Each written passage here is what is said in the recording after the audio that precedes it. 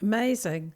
So I suppose I just want to jump straight in and ask you, if you had to sort of talk about some of the conflicts, recurring themes, I think that's what I'm asking you, whether it, and are there differences cross cultural? Are there differences for profit, not for profit? But maybe what are the sort of recurring themes that you find yourself sort of sleepwalking through almost because you've seen it and heard it so many times, even though it might be new to the participants or the people involved? Yeah, so I suppose I'd start with self-awareness. I mean, often a sort of or lack of self-awareness, often a lack of self-awareness leads to conflict. People aren't don't always have a good idea of their strengths and weaknesses and the impact they have on others. So the roots of conflict are usually in, conflicting objectives, conflicting personalities, high pressure situations where people behave differently under pressure. So they're sort of common things. And I'd add to the list of situations that you described intergenerational conflict, which is, something at the moment which I've recently written with Rebecca Robbins a new book on. But that intergenerational conflict is really quite live. And in terms of that, which I think is applicable to the other areas, often conflict is because we don't really understand each other. So we haven't necessarily taken the time to understand, why do they think that? Why do they feel that? Why do they say that?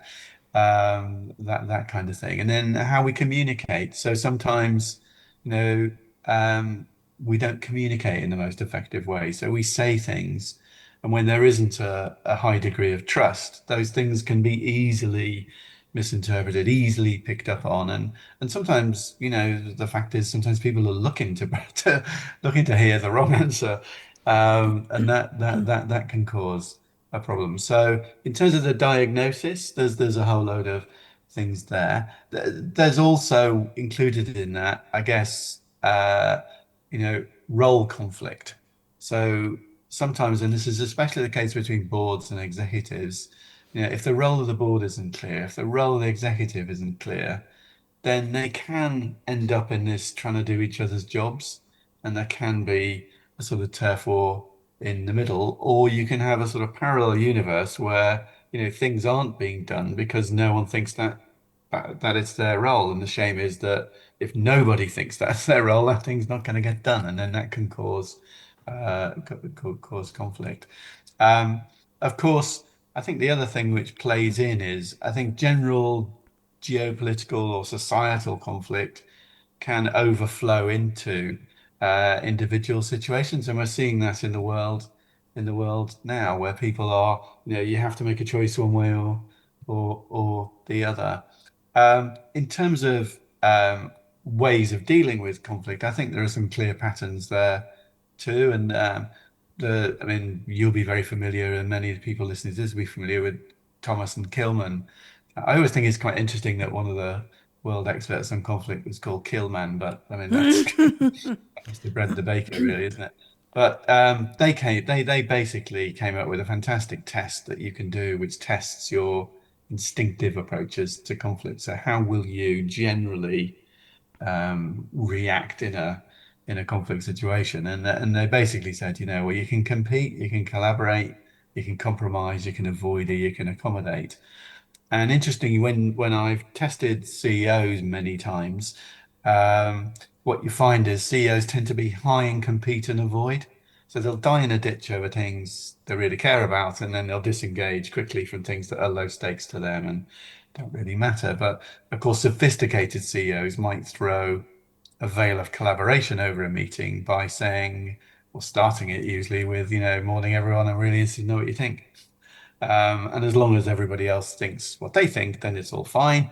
But if they don't, then they might flick on the compete or um, avoid avoid switch. So I found with helping people on boards and exec teams in particular, whether they're whatever the sector, whatever the size, actually getting them to understand how they would normally react in a conflict situation helps them when they get to a conflict situation. Of course, really good chairs and really good non-execs don't have dominant they don't have two dominant things out of those five. They tend to be more even across the five and tend to, because they have more time, they don't have the pressure of the CEO role. They they're able, and maybe they're a bit more experienced, they may be better able to pick which is the right one with that person on that issue on that day with that atmosphere in the room. And then I think there's something actually was developed at Leap, which so for adolescents, which I've actually found really helpful in the boardroom. And that's a technique called FIDO. And FIDO is facts, interpretation, decision, and outcome.